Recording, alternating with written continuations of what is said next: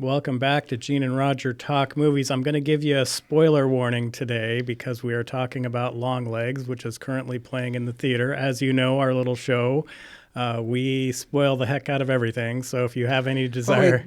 talk about the movie in detail. Yeah, so if you have any desire to see Longlegs, please go do that. And we'll be here when you can come back and listen to us. There you go. Playing in the theaters right now, you've got Nicolas Cage in here, you've got Maika Munroe, and you've got Blair Underwood. But let's get right into it. Gene, where are you at with the quote-unquote scariest movie of the year? Yeah, horror is an interesting genre for sure, I bet. I don't know, people, what is scary? What does that really mean? I think what's scary for one person is not scary for another person. You know, it's all personal, subjective. I mean, to me, is this movie scary? No, it's not scary at all.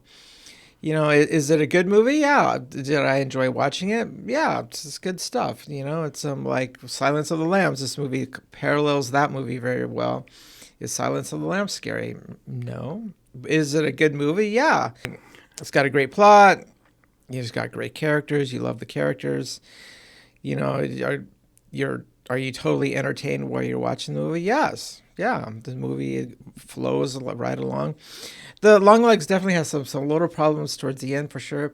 Yes. But does it ruin the movie? No, not necessarily. You know, it's one of those religious horror movies which fall into kind of like using the occult. And I mean, well, in a way, all of religion is full of imagery and symbolism, and in a way, it's a little, if you really sit down and think about it, all religions are just a little weird. Like Christianity, in a way, it's all a horror show. It's just Christianity, you got the cross and the story of Jesus' crucifixion and getting tortured. And I mean, what's up with that? And that's, you know, so that's mainstream Christianity right there. And, you know, and going back to this movie, it's well put together. You definitely a Maika Munroe fan. You know, definitely I'm a Nicolas Cage fan, and so I just had to see those two combined together and make him alone. You know, from It Follows and The Watcher, which are great movies in and of themselves. And I would say even The Watcher, if you want to talk about scary, maybe The Watcher's maybe a little more scary than this one. But, you know, what I would recommend this movie, sure. You know, I like this movie. It was very entertaining. My wife went with me to see it. Oh, did she now? Yeah. And how did she? Oh, she made it. Okay. She liked it. Yeah, we can talk about the stuff towards the end. Well, I mean, basically, Gene, the basic premise is there's this serial killer, goes by Longlegs. He's been active for decades. Yep. And Maika Munroe is a, I don't know, relatively new FBI agent. Is that a fair thing to say? Relatively new, yeah. You know, and so she's kind of brought in to kind of help the investigation. Right. It goes along with the parallel with Silence of the Lambs. Lee Harker, Maika Munroe is Lee Harker. Parallel with Clarence Starling, Jodie Foster's character, Silence of the Lambs. Clearly, Clarence Starling is right out of FBI training academy, and in Silence of the Lambs, they show her at the FBI school. You know, so they don't do that with Longlegs, but Lee Harker clearly is new. She's assigned the case with a lot of other agents. She's assigned a partner, and they're assigned to go. They say, you know, this is boring, but you got to go out and you just door knock and just find something, you know, which like a lot of criminal investigation is just, you know, doing the footwork. But Lee Harker, she's got a little bit of power. She's got a little bit of clairvoyant power, and she uses that to help her out in her investigation, which I thought was interesting. It is interesting because as the movie goes along, that gets a little more complicated as to how she has that power. Yeah. But also, Gene, the Maika Munroe character is portrayed as maybe on the spectrum a little bit because she sure has a hard time communicating verbally. She seems to be very cautious of social situations, an example being do I have to go meet your wife and kid? And then the very stilted and bizarre conversation that occurs with the child in the bedroom and things like that. What are your thoughts on that? I don't know if she would be on the spectrum. I'm not so sure on that. There are other people that, she's just socially awkward and Extremely. yeah, and she's definitely introverted. She lives alone. I think she just had a really strange upbringing with a very strange mom. Yeah, and so I'm at the very beginning of the movie. We meet Longlegs. It's the very first scene of the movie. We meet Longlegs, and he's portrayed as this super secret character, and Longlegs meets a younger version of Lee Harker at her house, so they meet, and this movie brings up the theme of like making a deal with the devil. There's like, what are the consequences if you make a deal with, the master of evil, Right. How will that actually favor you? How will that manifest itself? It never works out for you. It never works out. Yeah, it never works out. Yeah, and this movie explores that idea, because at the beginning of the Lee Harker's mom, she makes a deal with the devil. So the devil being Longlegs. So, and this movie explores the idea that religion, oftentimes we see religion, we go to it and we have faith in it. But does it really have power? Can it really affect things? And in this movie, the religion, if we believe in the good, there's got to be a bad, right? So Longlegs has the ability to and this movie goes along with, what's a better way? What's a good way to describe it? But it's like a possessed dolls. I think it's the way to say it. So there are dolls in this movie that are possessed. So it brings me thinking about, Annabelle and The Conjuring. And so these dolls, the mom, Longlegs creates these dolls, somehow delivers them to Lee Harker's mom. Lee Harker's mom takes the dolls to a family and says, "Hey, you won an award, and here's your prize." And they open it up, and it's this immaculately crafted doll That looks exactly like their child. Yeah. It's clearly not, but yeah, it's just like, wow. And so, but this doll is possessed, and the doll somehow possesses the father just to lose his mind. Like there's one graphic scene, and this movie has a lot of kills in it for sure, and it's high on the gore count for sure.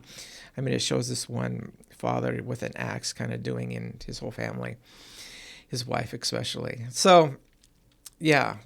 So, but this doll has real power because this family, all the families are just loving, ordinary families, but this doll possesses the father to go on a murderous rampage. And so it's a real power. And so the movie kind of explores that, is that oftentimes religion is seen as maybe a subtle, like we accept it as in our lives. But what if religion had real power to control you, to make you do things you don't want to do, like that? I thought that was interesting. Well, my favorite because Longlegs is putting these apparently controlling silver balls inside the heads of these dolls. And did your mind happen to go immediately to the tall man in Phantasm with the silver spheres? I'm not so familiar with those movies, okay, Roger. Yeah, I immediately was like, oh, he's a friend of the tall man with these silver spears going in to the dolls' heads. And just really, the movie kind of begins more as like a Seven or a Silence of the Lambs thing, and then it starts veering off into this satanic possession doll thing. And so it's really interesting how they do that, because they have it broken up into chapters. There's part one, part two, part three. And when you get to part three, it kind of veers off into the devil really is controlling all of this stuff. Right.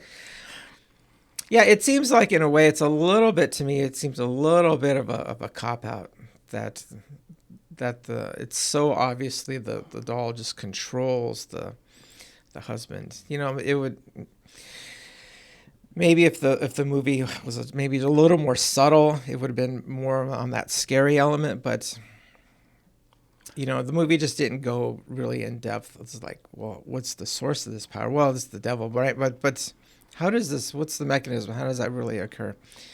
You know, so. But it seemed like it was just too easy that Longlegs could somehow harness this power and then channel it into a doll, and then the doll would affect the fathers. Right. Yeah. Well, and I loved the fact that Longlegs was living downstairs in the basement of the mother's house. Yeah. Yeah, then he was the man downstairs. Right. That was interesting, yeah. But and Nicolas Cage, I know most of you who are listening are aware of his completely over-the-top performance here, and it's awesome. They've got him made up like he's a Botox plastic surgeon failure. Yeah, Nicolas Cage, my wife and I commented on this. He himself, his character, he looks like a doll. Mm-hmm, right. He is like his facial features he looks like a doll. And so, yeah, but there's a scene where they catch him, and and Lee Harker's interrogating him, which is probably the most horrific scene of this whole movie. But yeah, Longlegs is tied up, he's in shackles, right? Mm-hmm. Being interrogated by Lee Harker, and then Longlegs, he says, "Hail Satan!" Right? Yeah, because he's talking to Lee Harker and kind of not really telling. Or is that the point in the movie where he like explains everything? Well, or does that happen later? It happens later. This is the problem with this film: is there's the whole voiceover dialogue right at the end that is explaining everything. Right, it's Longlegs of a voiceover of Longlegs, right? You know, and it's that to me is the biggest failing of this movie. I do recommend this film, but I was very, very disappointed in. Oh, by the way, here's why everything was happening. Right, and then but back to that scene, they're in the FBI office, and Longlegs is in shackles, and he says, you know, praise to Satan, sometimes phrased like that. Right. And then there's a metal table right between them, and then he starts with the most incredible force, banging his own head on the table, as in a way as like sacrificing him to his God. You know, which is another weird thing about, you know, religion is that the religion is heavy into the theme of sacrifice. So Longlegs sacrifices himself to his God by banging his head on the table, and by the third time hit his head on the table, his skull is just wide open. You know, everything's falling out. You can see his skull. It's just it's pretty graphic. Mm-hmm. Yeah. Did you think, though, that during that, because there is an allusion to finally being free, which occurs with the dialogue with the mother near the end, where she's talking about how you've released him now? Gene is staring at me incredulously. It just seemed to me like because there's a scene where the mother ends up shooting a doll that looks like Maika Munroe. And then there's this black smoke coming out of the doll's head. There's also some dark smoke that comes out of Lee Harker's head. Right. And so it's like this release of some sort, which allows the Maika Munroe character to recognize that one of her friends' families is in grave danger, and she goes to try to help. Yeah, her FBI agent, her boss in the FBI, she's befriended that family, and that family's in danger. Right, and played by Blair Underwood, who I think does a great job as that guy. He really does come across as like this mentoring figure who is really engaged with his job, takes it very seriously, and I really liked his performance in there. The other thing that I think, did you catch how every time they would go back to the past, the framing would change, and it would be almost like you're watching 8mm film? Yeah, it's unavoidable to miss that. Yeah, it's like, well, normally the movie, you know, encompasses the whole screen, but when they go back, it only encompasses the middle like half. Right. It looked to me like we're trying to do 8mm footage, like your mom back in the day would have filmed you during Christmas or something like that. Exactly.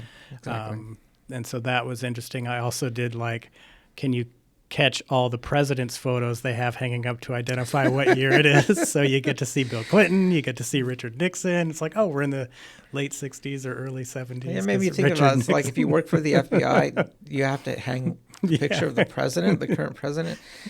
Yeah, because every time we went into the FBI boss's office, which we were there a lot, there was like an overly large picture of Bill Clinton. Yeah. Right above him. It's like, did it have to be that big? It's like, what are they trying to say right there? I don't know if they're saying anything. You're just back in time, baby. You're in 1991 or you're in the 90s. Whatever. Yeah, Clinton 92 to 2000. Well, and the Richard Nixon photo was in that guy's house. It's like, who hangs up those kind of photos in their house? In your own house. Like, I don't have a picture of Biden in my house. No. I've never had a picture. Did I have a picture of Trump in my house? No. Obama? No. Right. It just was, I think most people don't. Yeah, it was just this, well, we got to let them know we're back in the past. So hang up a picture of Richard Nixon. Yeah. So it's interesting. I think Roger is getting to at the end of the movie. There's this whole sequence. Of course, effective storytelling is about just showing. Mm-hmm. Show. The phrase is show, not tell. And so, and then there's a whole sequence at the end where Longlegs is kind of just narrating and kind of like telling us, the whole mystery. And it just seemed disappointing to me that they just so kind of like wrapped it up in a bow for us. I wish reminded me of the movie, Ringu, which is the Japanese predecessor of the movie The Ring. And in that movie, I mean, a lot of people just praise Ringu, but I just don't like it because there's this one scene where they're in a car, and the guy, he just kind of just explains everything, what's happening, and it's like, what? Mm-hmm. It's just, why don't you just take a little more time, be more creative, and just show us this, And so I appreciate, directors who take that time, and in a way, in movies that you don't need to really explain it all. Maybe you leave it a little bit mysterious, but they decided in this movie that they were just going to explain it to us. Right at the end. So I was kind of like, yeah. And the thing that really bothered me about that is the window was there for the Maika Munroe character to figure it out. Examine, stumble across all of this mystery and solve it herself, because what that little dialogue at the end, that removes her from being an active participant. And she's just kind of, that's the way it is. And I didn't figure any of that out. And now somebody's just telling us. Yeah. So I wish that they had, of course, this movie, I went into it before, parallel Silence of Lambs, but in Silence of Lambs, I love the part Clarence Starling goes to that guy's house. She follows him into the basement, and, the guy turns the lights off, and he almost could have killed her, but then Clarence Starling ended up killing him. But she discovers it. It's like her own investigative willingness just to face danger and she figures it out. I wish Lee Harker in this movie had some kind of like moment like that where she somehow in a Clarence Starling kind of way figured it all out herself. Yeah. I believe her name was Clarice, not Clarence. Oh, Clarice! I'm looking at my notes. I wrote it wrong. You've only said it like 6 times, but I figured I better interject that it's Clarice. Yeah. I wrote it right here, Clarice. Yeah, that's so funny. Yeah, take that back, Clarice Starling. But they really did drop the ball, because most, like even your American remake of The Ring, where Naomi Watts is figuring everything out. There's no external force telling her what's happening. Yeah, in that movie, they figured out her and her friend, Noah, they have figured it all out together, working collaboratively. Yeah. They figure it all out. And so I really think and I don't know why the director made that choice. The director is Osgood Perkins. Do you know who his dad is? No. Anthony Perkins. Love it. So you've got Norman Bates' kid directing some horror movie here. Got to do it. But I don't know why he went down that road.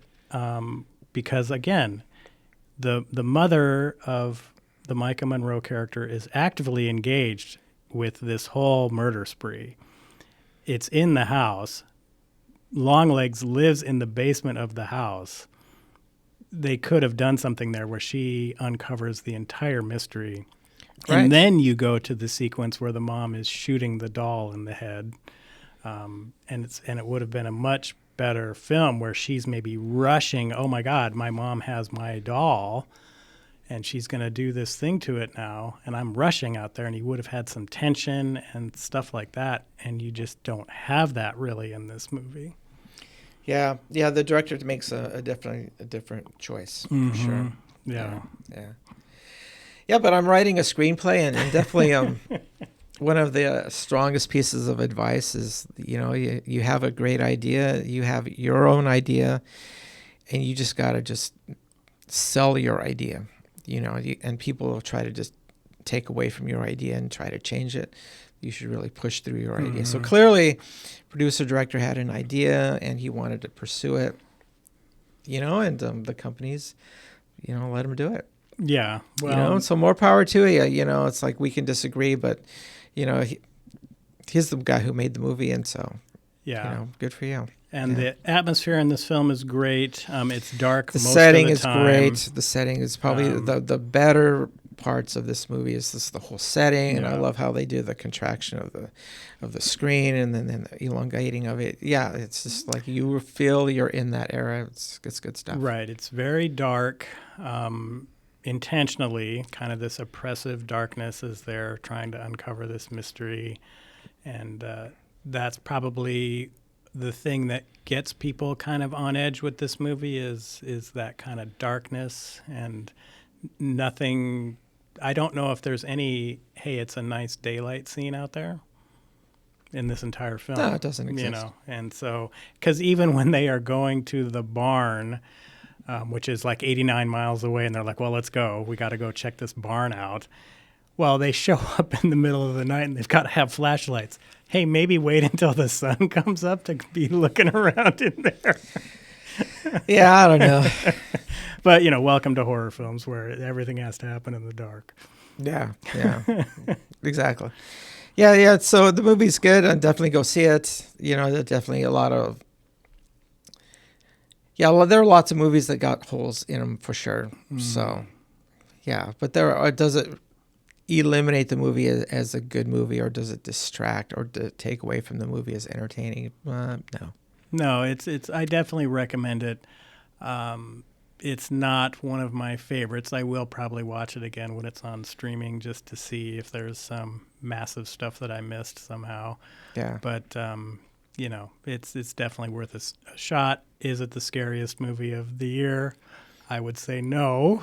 But if you're a person who's maybe not seen a lot of horror films, or the types of horror films you see are things like Silence of the Lambs, which is a questionable horror film, you probably would be scared by this. Yeah, and again, scary is a very individual thing. It depends on your life, what you've been through. I mean, we're all individuals, right? So what's scary for me is maybe not scary for another person. Right, but is it worth your time, and is it an interesting mystery that kind of goes off the rails a little bit? Yep. So it gives you everything you would maybe want in a horror film. Yeah. In a way, I wish they had gone down, because anytime you do like religious horror, you can have the possibility of perhaps questioning people's faith. Like, why do you believe in God? Like, why do you go to church? What is the purpose of all this? Whenever you have religious horror, you could really attack that, and go after it. And so in a way, I kind of wish that, again, I've said this before, I think good horror kind of messes you up a little bit, but you could really, religious horror, you could really get into the nitty gritty and just attack the foundational aspects of religion and faith at its core. But this movie doesn't do that, and so I'm a little disappointed. I was kind of hoping that it would, so because, it would be kind of easy to do that, because religion is just it's all kind of a little messed up, like I talked about before, the symbolism, the cross, so horrific things happening all over the Bible, and do we believe in that, Well, and I So, think there's some dialogue between the mother and the Maika Munroe character where the mother is very concerned about her daughter continuing to say her prayers. And early on in the film, she said the prayers protect you. yeah, early on in the film, over a phone call, Maika Munroe says, yes, yes, yes, I've been praying. And then later, when she's actually in the mother's house, she's like, no, I don't She confessed, do that yes. stuff. I gave that up a yeah, long time ago. Yeah. And so it touches on it extremely briefly, but there's no redemption arc there or anything like that. Right. Gene, anything else about Longlegs? Yeah, again, definitely a Maika Munroe fan, and certainly a Nicolas Cage fan, absolute for sure. Yeah, Nicolas Cage just seems lately have gone to a more horror kind of films. Well, and I think he's being a little more choosy about what he takes right now, as opposed to the last decade where, oh, give me your script, you want me in it, I'll be in it. Sure. Right. He's a fantastic actor, of course, Yeah. and it's good seeing him do some more horror stuff. And then Maika Munroe again, It Follows and The Watcher. This is great stuff. Yeah, she's a good actress for sure. Each of those movies that Gene just mentioned, she's a different character in each one, and believable in all of them. Yep. She does do a really good job in this. Because she does a great job. She is great. She kind of reminded me a tiny, tiny bit of Claire Danes from Homeland. If you ever saw that, where she was like a bipolar person who was a CIA operative or whatever, trying to figure out terrorism stuff. Did she have like some clairvoyant power? No, she didn't have that, but the whole scene where Maika Munroe is laying out all the numbered cards and matching stuff up, I was like, oh, yeah, this is kind of a Homeland character here where she's just really engaged now. Oh, this is my one mission in life is to solve this. She ends up solving like the cryptic notes that Longlegs leaves and all this stuff. And, yeah, exactly. She figures out there's a certain code there and she figures it out. So, yeah, so I think she does really good. Blair Underwood, as we said, does great. And, of course, Nicolas Cage, he's pretty much always great, even when he isn't. Even when he doesn't talk. Right. We reviewed that movie. Yeah, Willy's Wonderland, which is great. Which is pretty cool. Gene, what are we doing next week? I don't know. Have we decided? Maybe we could go back. There's lots of A24s out there, like watch the TV Glow, although I think it's still kind of an expensive rental. So so maybe something else. Maybe we could do It Comes at Night or The Monster. Those are some good A24s I've seen already. What about My Bloody Valentine? Gene giving me all these A24 quality films. Let's get another 80s slasher in there, baby. Yeah, if it has a shower scene, I'm going to lose my mind. Well, of course there's a shower scene. My gosh. I'm not gonna, it's 80s slashers, baby. Anyway, we'll figure something out for next week. Go ahead and go see Longlegs. It's worth your time. It's definitely worth your time, yeah. And we'll catch you next week. Bye-bye. Bye.